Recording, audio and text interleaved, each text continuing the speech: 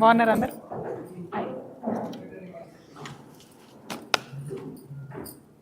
జై తెలంగాణ. అందరికీ నమస్కారం. నేపాల్లో వచ్చినటువంటి వరదతోని అనేక మంది ఇబ్బంది పడ్డారు. ఆ వరదలో క్షతగాత్రులైనటువంటి మన భారతదేశానికి సంబంధించిన పౌరులందరూ కూడా తెలంగాణ రక్షణ సేన తరఫున నివాళులు అర్పిస్తూ ఉన్నాం. మరి వాళ్ళ రాష్ట్రంలో ఉన్న పరిస్థితి చూసుకున్నట్టయితే గౌరవ ముఖ్యమంత్రి వర్యులు ఆయన పేరు అనుముల రేవంత్ రెడ్డి అని మనందరం కూడా చెప్పుకుంటున్నాం. కానీ ఆయన వ్యవహారం చూస్తుంటే మాత్రం ఏ రేవంత్ రెడ్డి అంటే అనుముల రేవంత్ రెడ్డి కాదు, ఆంధ్ర రేవంత్ రెడ్డి అనాల్సిన పరిస్థితి వస్తున్నది.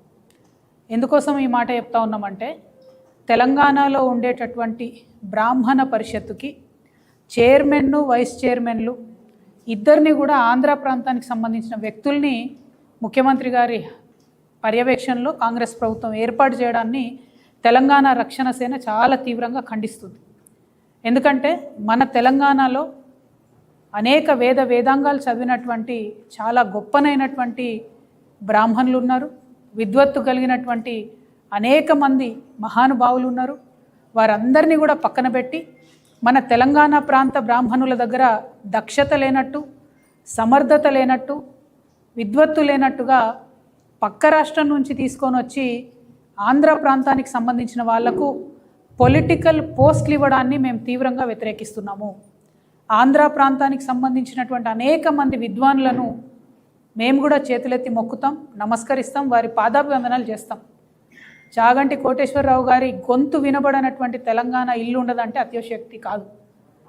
కానీ పొలిటికల్ పోస్టులకు వచ్చేటప్పటికి మాత్రం తెలంగాణ ప్రాంత బ్రాహ్మణులకే ఇవ్వాలనేది మేము చాలా బలంగా డిమాండ్ చేస్తున్నాం. పైగా ఇప్పుడున్నటువంటి ఈ ప్రెసిడెంట్ గారు బసవరాజు శ్రీనివాస్ గారు, చైర్మన్ గారు, బ్రాహ్మణ పరిషత్ చైర్మన్ గారు కంప్లీట్గా తెలంగాణ ఉద్యమకారుల పట్ల ఇష్టం వచ్చినట్టుగా నోటి దురుస్తోని తెలంగాణ ఉద్యమకారులను గుడ్డలూడ తీసుకొడదామని చెప్పినట్టుగా వారందరూ కూడా బ్రాహ్మణ పరిషత్తుకు సంబంధించినటువంటి మెంబర్సే వచ్చి మా దగ్గర కంప్లైంట్ చేసినారు. అంతేకాదు దళిత ఆడబిడ్డల్ని పట్టుకొని ఇష్టం వచ్చినట్టుగా ఒక కులాన్ని దూషిస్తూ ఈ బ్రాహ్మణ పరిషత్ చైర్మన్ బసవరాజ్ శ్రీనివాస్ గారు మాట్లాడినట్టుగా మా దగ్గర స్పష్టమైనటువంటి సమాచారం ఉంది.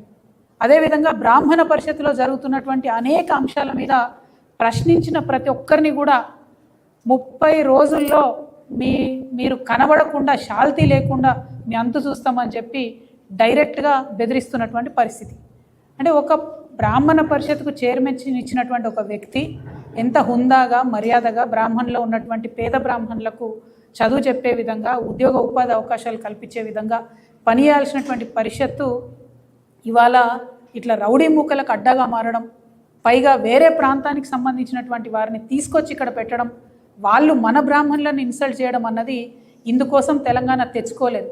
ఇందుకోసం మా అర్చకులు గుళ్ళు బంద్ పెట్టలేదు. తెలంగాణ ఉద్యమంలో తెలంగాణ బ్రాహ్మణులకు ఖచ్చితంగా గౌరవం దక్కాల్సిందే. తక్షణమే బ్రాహ్మణ పరిషత్ చైర్మన్ను, వైస్ చైర్మన్ని తొలగించాల్సిందే అని నేను ప్రభుత్వాన్ని డిమాండ్ చేస్తూ ఉన్నా. ఈ ఒక్కటే కాదు, మరి ఎందుకు ఆంధ్ర రేవంత్ రెడ్డి, ఎందుకు ఆంధ్ర ఏజెంట్ రేవంత్ రెడ్డి గారు అని అంటా ఉన్నా అంటే నేను అనుముల రేవంత్ రెడ్డి కాదు ఆంధ్ర రేవంత్ రెడ్డి అని ఎందుకు అంటా ఉన్నా అంటే నిన్నగాక మొన్న ఒక యాక్సిడెంట్ జరిగింది. ఆంధ్ర ప్రాంతానికి సంబంధించినటువంటి ఒక ఎంపీ గారి కొడుకు 6 కోట్ల కారు వేసుకొని ఇనార్బిట్ మాల్ ముంగట ర్యాష్ డ్రైవింగ్ చేసుకుంటూ పాపం ఒక పేద అమ్మాయి, ఒరిస్సాకు సంబంధించిన అమ్మాయి, వాళ్ళ కుటుంబంలో సంపాదన కలిగినటువంటి ఏకైక వ్యక్తి, కేవలం 18,000 జీతం వస్తుంది ఆ అమ్మాయికి. ఆ అమ్మాయి ఇక్కడ హైదరాబాద్లో మాల్లో పనిచేసి వెనకకు పైసలు పంపితే ఒరిస్సాలో ఉన్న వాళ్ళ కుటుంబం బతుకుతుంది. అటువంటి అమ్మాయిని 26 సంవత్సరాలు 25 ఏళ్ళలో పాపం చాలా జీవితం ఉన్న ఒక ఆడబిడ్డని 6 కోట్ల కారు వేసుకొని గుద్ది పడేస్తే మన పోలీసు వాళ్ళు రాసిన ఎఫ్ఐఆర్ ఎట్లుందంటే, ఇది ఎఫ్ఐఆర్ కాపీ నేను మీడియా మిత్రులకు ఇస్తా.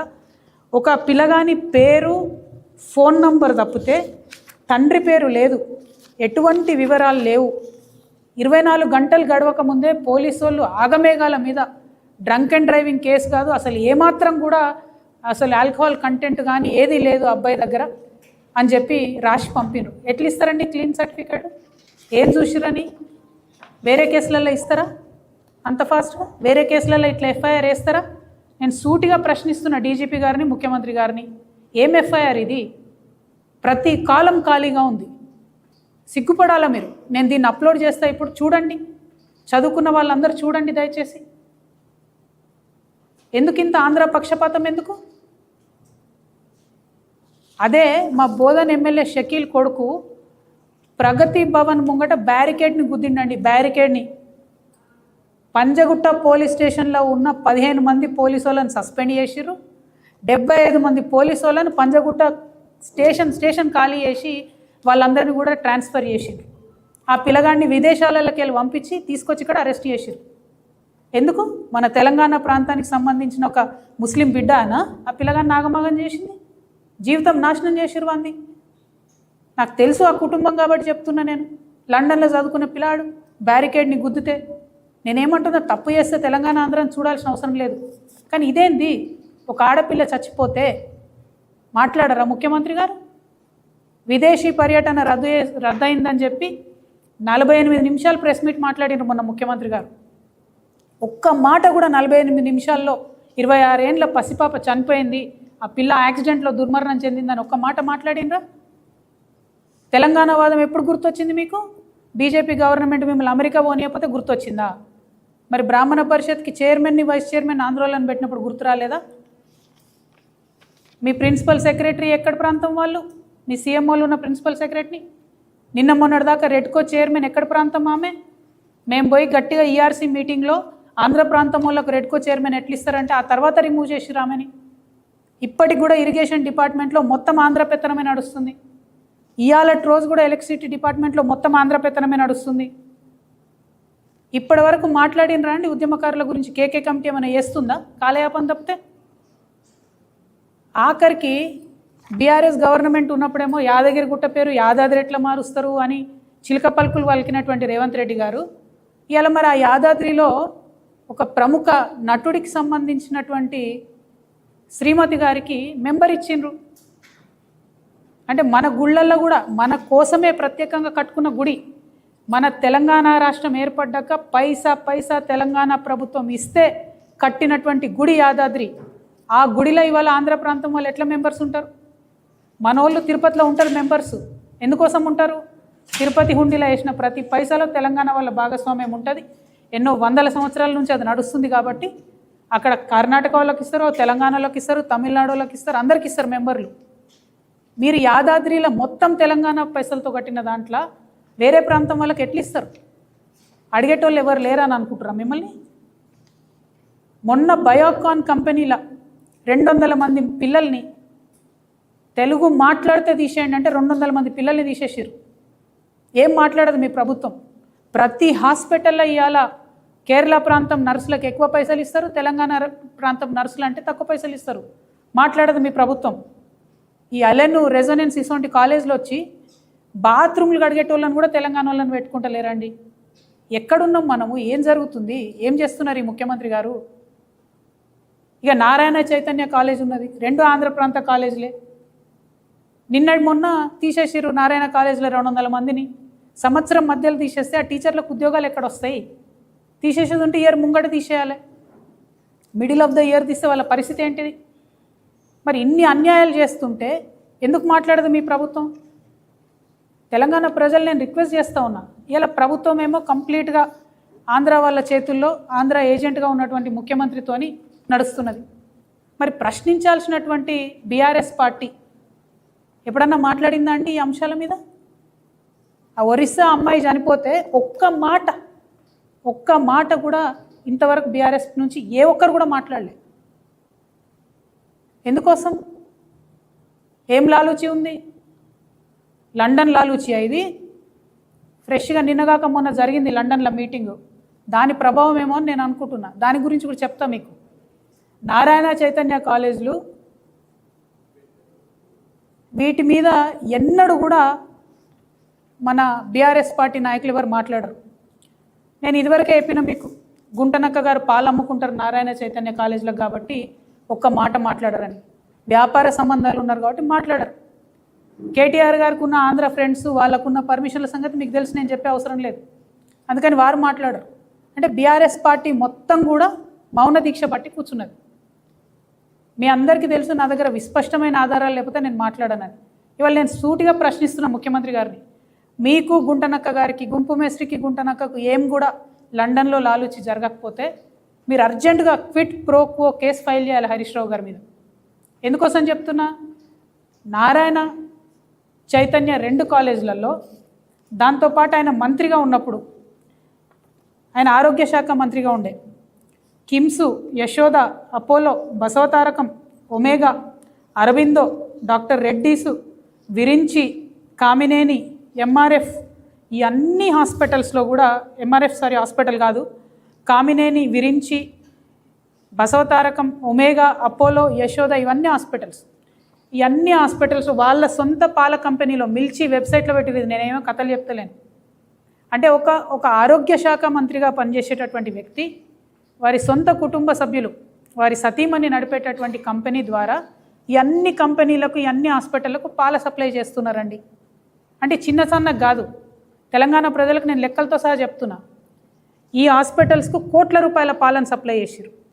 నారాయణ చైతన్య ఆంధ్ర సంస్థలకు, నారాయణ కాలేజీకి రోజుకు 2000 లీటర్ల పాలు, నెలకు 5 కోట్ల రూపాయల పాలు, చైతన్యకు 5 కోట్ల రూపాయల పాలు వెరసి 2018లో హరీష్ రావు గారి కంపెనీకి 8 సంవత్సరాలు నికరంగా లెక్క తీసుకున్నా కూడా ఇప్పటి వరకు 960 కోట్ల రూపాయల పాలను కేవలం నారాయణ చైతన్యకు మాత్రమే హరీష్ రావు గారు సప్లై చేశారు. 960 crores 8 yearsలో. అంటే ఒక మంత్రిగా ఉన్నటువంటి వ్యక్తి తన ఇన్ఫ్లుయెన్స్ని వాడి, ఇది క్విట్ ప్రోకో కాదా అండి? ఇది ఓన్లీ నేను నారాయణ చైతన్య లెక్క చెప్తాను. ఇప్పుడు నేను చదివిన హాస్పిటల్స్, కిమ్స్, యశోద, అపోలో ఇవన్నీ చెప్తలేను. అంటే ఎన్ని వందల కోట్ల పాలు ఇక్కడ సప్లై చేసారు. ఇక్కడ ఒక వ్యాపారం సప్లై అన్నటువంటి ఇష్యూ కాదు. ఇక్కడ ఇష్యూ ఏంటంటే హరీష్ రావు గారు పాల వ్యాపారం పెట్టింది 2018లో. కానీ అంతకన్నా ముందే తెలంగాణలో అనేకమైన డైరీస్ ఉన్నాయి. మస్కత్తి డైరీ 1965లో పెట్టింది, కరీంనగర్ డైరీ 1971లో పెట్టింది, జెర్సీ డైరీ 1986లో పెట్టింది, ముల్కనూర్ ఉమెన్స్ కోఆపరేటివ్ డైరీ 2002లో పెట్టింది, సుజలా డైరీ 2002లో పెట్టింది, వైష్ణవి డైరీ 2004లో పెట్టింది, మదర్ డైరీ ఇది ప్రజలు నడుపుకునేది, హయత్ నగర్, నల్గొండ, రంగారెడ్డి మిల్క్ యూనియన్, ఇది కాకుండా గవర్నమెంట్ డైరీ విజయ డైరీ ఉన్నది. మరి వీళ్ళకి ఎవ్వరికీ వ్యాపారం రావద్దట. ఏం విజయ డైరీకి 1000 కోట్ల వ్యాపారం వస్తే నష్టమా? పాడి రైతులకే లాభం జరుగుతుంది కదా. నేను ముఖ్యమంత్రి గారిని విస్పష్టంగా డిమాండ్ చేస్తున్నా, మీకు హరీష్ రావు గారితో, గుంటనక్కతో ఏం లాలూచి లేకపోతే, లండన్లో ఏం అగ్రిమెంట్ జరగకపోతే తక్షణమే జీవో రిలీజ్ చేయండి. ఎనీ స్కూల్, ఎనీ హాస్పిటల్, స్కూల్లో 500 పైచిలుకుంటే జీవో ఇవ్వండి, విజయ డైరీ పాల్గొనాలని చెప్పండి. ప్రభుత్వం భూమి ఇవ్వలేదండి యశోద హాస్పిటల్కి. అంటే హరీష్ రావు గారు హెల్త్ మినిస్టర్గా ఉన్నప్పుడు యశోదకు భూమి ఇస్తారు, అదే యశోద నుండి ఆయన కంపెనీకి పాల ఆర్డర్ తీసుకుంటారు. మరి ఇది క్విట్ ప్రోకో కాదా? దీని మీద ఏం ఎంక్వైరీ జరగదా? చేయాలని చెప్పి నేను ప్రభుత్వాన్ని డిమాండ్ చేస్తున్నాను. ఇదంతా ఎందుకు ఇంతసేపు చెప్తున్నా నేను అంటే, బీఆర్ఎస్ పార్టీ కంప్లీట్గా కాంప్రమైజ్ అయిపోయింది. కోర్ వాల్యూస్ ఏవైతే ఉంటాయో, తెలంగాణ విలువలు ఏవైతే ఉంటాయో వాటిని పక్కకు వదిలిపెట్టింది. వ్యవస్థీకృతంగా అవినీతిని చేసింది. పాల వ్యాపారం హరీష్ రావు గారికి, రియల్ ఎస్టేట్ పర్మిషన్లు, మున్సిపల్ పర్మిషన్లు రామారావు గారికి, ఇసుక వ్యాపారం ఇంకోగలకి, ఇక చాలా మంది ఉన్నారు, 1 కాదు 2 కాదు. ఇట్లా వ్యవస్థీకృతమైన అవినీతి చేసింది. మళ్ళీ ఇప్పుడు ఏమంటారు, ఇక కాంగ్రెస్ ఫెయిల్ అయిపోయింది, మేమే వస్తాం గవర్నమెంట్కి అంటారు. కాంగ్రెస్ ఎట్లా ఫెయిల్ అయిపోయింది, వచ్చే అవకాశమే లేదు. కానీ బీఆర్ఎస్ మళ్ళీ గవర్నమెంట్లోకి వస్తే ఈ వ్యవస్థీకృతమైనటువంటి అవినీతిని సహిద్దామా? నేను ప్రజలను అడుగుతా ఉన్నా, మిమ్మల్ని నేను ఒకటే రిక్వెస్ట్ చేస్తూ ఉన్నా, కొత్తగా వచ్చినటువంటి మా పార్టీ పారదర్శకతతో పనిచేయాలనుకుంటుంది, అవినీతి రహితంగా పనిచేయాలనుకుంటుంది, జవాబుదారితనంతో పనిచేయాలనుకుంటుంది. వెన్నుపోటు రాజకీయాలని దయచేసి ఎంకరేజ్ చేయకండి. కొత్త పార్టీలకు అవకాశం ఇవ్వండి, రాష్ట్రంలో కొత్త ఆలోచనకు అవకాశం ఇవ్వమని ప్రజల్ని కోరుతున్నా. నిన్నగాక మొన్న ఒక ఇంట్రెస్టింగ్ న్యూస్, సంచలనమైన న్యూస్ మన పత్రికా మిత్రుల కోసం చెప్తున్నా. మెదక్ ఎమ్మెల్యేలు అందరితో కలిసి హరీష్ రావు గారు మీటింగ్ పెట్టుకున్నారు. ఆ మీటింగ్లో కూర్చున్న ఒక ఎమ్మెల్యేనే నాకు ఈ ఇన్ఫర్మేషన్ షేర్ చేశారు. ఏమని, ఎన్టీ రామారావు గారిలాగా కేసీఆర్ గారు కూడా గొప్ప మనిషి, కాకపోతే ఆయన కొడుకుకి వారసత్వం లేదు కాబట్టి బీఆర్ఎస్ పార్టీ నాకే వస్తుంది, మనం మెదక్లో అన్నీ కూడా గెలుచుకుందాము, తర్వాత బీజేపీతో అగ్రిమెంట్ పెట్టుకుందాము అని చెప్పి వారు స్పష్టంగా చెప్పినట్టుగా ఎమ్మెల్యే గారు నాకు చెప్పడం జరిగింది. అంటే మెదక్ని వేదిక చేసుకొని బీఆర్ఎస్ పార్టీని హస్తగతం చేసుకొని ఎన్టీ రామారావు గారి పేరు తీసిరంటేనే ఈయన కేసీఆర్కి వెన్నుపోటు పొడుస్తాడు అనేది మనం స్పష్టంగా అర్థం చేసుకోవాలి. మరి బీజేపీలతో ఈయనకు అండర్స్టాండింగ్ ఉందని నువ్వెట్లా అంటావంటే ఒక పేరు చెప్తున్నా రాసుకోండి, Raj Pushpa open sky villas. Raj Pushpa open sky villas ఇది ఇంట్రెస్టింగ్ ఉంటుంది చాలా. ఈ రాజ్ పుష్ప ఓపెన్ స్కై విల్లాస్లో ఒక ఇంటి నుండి పాలల్లో పసుపు మిరియాలు కలిపి హరీష్ రావు గారి ఇంటికి పోతాయి. అంటే అది కోడ్ అన్నట్టు. అక్కడికి వచ్చే ఆర్ఎస్ఎస్ పెద్ద మనిషి మిరియాలు పసుపు కలిపిన పాలే తాగుతాడు పొద్దుంతా. ఆయన ఎవరో మీరు ఇంటర్నెట్ వెతికితే మీకు తెలిసిపోతారు. ఆ పెద్ద మనిషి ఆడికి వచ్చిన రోజు హరీష్ రావు గారి ఇంటికి పాలు పోతాయి అన్నట్టు. పోగానే హరీష్ రావు గారు ఆయన కార్యక్రమాలను బంద్ పెట్టుకొని ఆ ఇంటికి పోతాడు. అక్కడ ఆర్ఎస్ఎస్ పెద్ద మనిషితో పలు దఫాలుగా మీటింగ్ జరిగింది. ఈ టోటల్ అండర్స్టాండింగ్ ఏంటంటే బీఆర్ఎస్ పార్టీని హస్తగతం చేసుకొని వెన్నుపోటు వచ్చే రాజకీయం. సరే నేను బీఆర్ఎస్ పార్టీలు లేను, బీఆర్ఎస్ పార్టీ ఏమైతే నాకేందో అది 1000 చెక్కలైనా 3 ముక్కలైనా నాకు వచ్చేది లేదు పోయేది లేదు. కానీ ఇక్కడ హరీష్ రావు గుంటనక్క అనేటటువంటి వ్యక్తి యొక్క వ్యక్తిత్వం తెలంగాణ ప్రజలకు తెలవాలి కాబట్టి చెప్తున్నా. ఉన్న పార్టీని ఉన్న ఇంటిని తిన్నింటి వాసాలు లెక్కబెట్టేటటువంటి వ్యక్తిత్వం. మంత్రిగా ఉన్నప్పుడు ఆ పవర్తో చేసినటువంటి అవినీతిపరుడిని ప్రజలకు మళ్ళొకసారి నేను గుర్తు చేస్తూ ఉన్నా. ఇటువంటి అవినీతిపరుడు, ఇటువంటి వెన్నుపోటుదారుడు ఇప్పుడున్న ముఖ్యమంత్రితో వీళ్ళిద్దరికీ లాలుచి. అంటే ఎటువంటి రాజకీయాలను ప్రోత్సహించాలో దయచేసి తెలంగాణ ప్రజలు ఒక్కసారి ఆలోచన చేసుకోమని నేను కోరుతున్నా. ఈ ముఖ్యమంత్రి గారు ఏం చెప్పారు తెలంగాణ ప్రజలకి? పదే పదే కాళేశ్వరంలో అవినీతి జరిగింది, ఫోన్ ట్యాపింగ్ జరిగింది. మరి ఏమైంది నాయన కేసు? ఫోన్ ట్యాపింగ్ కేసు ఏమైంది? కాళేశ్వరం కేసు ఏమైంది? అంటే ఇవి ముందుకు పోతలేవు అంటే అర్థమైంది ముఖ్యమంత్రి గారు అబద్ధమన్నా చెప్పి ఉండాలి, లేదంటే లాలూచి అన్న పడి ఉండాలి. మరి రెండిట్లో ఏం జరిగింది? ఇటు బీఆర్ఎస్ వాళ్ళతో లాలూచి, అక్కడనేమో మోడీ బడేబాయ్ అని ఆయనతో లాలూచి. అసలు ఏంది ఇది? ఎందుకు తెచ్చుకున్నాం తెలంగాణ? ఇటు ఆంధ్రోలతో లాలూచి, పొలిటికల్ పోస్టులు వాళ్ళకి ఇచ్చుడు, ప్రాజెక్టుల గురించి మాట్లాడతాడండి ముఖ్యమంత్రి గారు. నిన్నగాక మొన్న కృష్ణా నీళ్ళలో 50% ఒప్పుకొని వస్తారు ఎవరన్నా? 70% కదా రావాలి, 50% ఒప్పుకొని వస్తారా? సంతకాలు పెట్టి వచ్చిర్రు. అంటే ప్రాజెక్టులు చూడరు, పొలిటికల్ పోస్టులు వాళ్ళకే పోతాయి. ఎందుకు మరి తెలంగాణ తెచ్చుకున్నది? నేను తెలంగాణ వాదుల తరఫున చెప్తా ఉన్నా, బాధపడతా ఉన్నారు ఒక్కొక్కరు. ఇవాళ ఉద్యమకారులు, తెలంగాణ వాదులు బాలసుబ్రహ్మణ్యం గారి విగ్రహం పెట్టినప్పుడు బాధపడని తెలంగాణ వాది లేడండి. ఇది అతిశయోక్తి కాదు. ఆయన మంచి, ఆయన పెద్ద సింగర్, నేను కాదంటలేను. కానీ ఎందుకు పెట్టాలి? రవీంద్ర భారతిలో ఎక్కడైతే గద్దరన్ ఉండాలనో, ఎక్కడైతే అందశ్రీ ఉండాలనో అక్కడ ఎందుకు మమ్మల్ని అవమానం చేయాలి? ఆంధ్ర ప్రాంత నాయకుల విగ్రహాలు ఇక్కడ పెట్టి దండలు ఎందుకు వేయాలి? 100 అడుగుల విగ్రహం పెడతామని ఎందుకు చెప్పాలి? మీరు తెలంగాణ ఉద్యమానికే వ్యతిరేకం కాదు, రాష్ట్రానికి వ్యతిరేకంగా పనిచేస్తున్నారు. ఇది కరెక్ట్ కాదు. డెఫినెట్గా తెలంగాణ ప్రజలందరూ కూడా మీకు కరుగాల్చి వాత పెడతారు. ఈ గుంటనక్క గారితో మొన్న లండన్లో ప్రభుత్వ ధనంతో ముఖ్యమంత్రి గారికి మీటింగ్ జరిగింది. ఈ గుంటనక్క, గుంపు మేస్త్రి, లండన్ లాలూచి ఏందో, దాని సంగతి ఏందో టీఆర్ఎస్ పార్టీ ముందు కూడా మీకు ఎప్పటికప్పుడు అప్డేట్స్ ఇస్తుంటుంది. ఎందుకు ఈ మాట చెప్తున్నా అంటే హరీష్ రావు గారు పచ్చి బీసీ వ్యతిరేకి. ఇక్కడ చూడండి, ఎవరైతే మాధవ్ రెడ్డి బీసీలకు 42% రిజర్వేషన్ రాకుండా చేసిండో ఆయన ఇంటికి పోయి శాల్వాలు కప్పి సన్మానం చేసి మీటింగ్లకు పిలుచుడి నా ఓడు. బీఆర్ఎస్ పార్టీలో ఉంటాడానండి మాధవ్ రెడ్డి అంటే ఆయన. మొన్న కార్పొరేటర్గా పోటీ చేస్తే మేమందరం పిలిపించిన తర్వాత బీసీ సంఘాలు, తెలంగాణ రక్షణ సేన, జాగృతి అందరం పిలిపించినాక ప్రజలు ఓడగొట్టిరా పిలాని. కానీ ఇంకా ఉంచుకుంటారు ఎవరన్నా పార్టీలో? అంటే పచ్చి వ్యతిరేకమేమని చెప్తున్నట్టే కదా.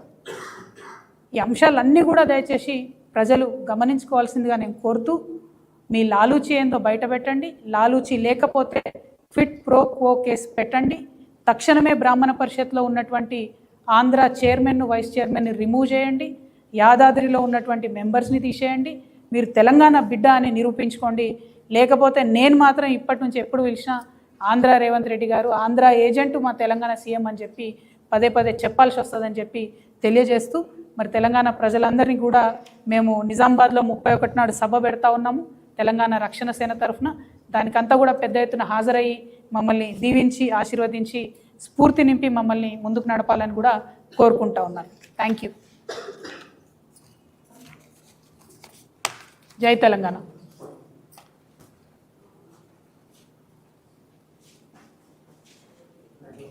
బంద్ అయిందా? లోపల రైలు ఉంటే లోపల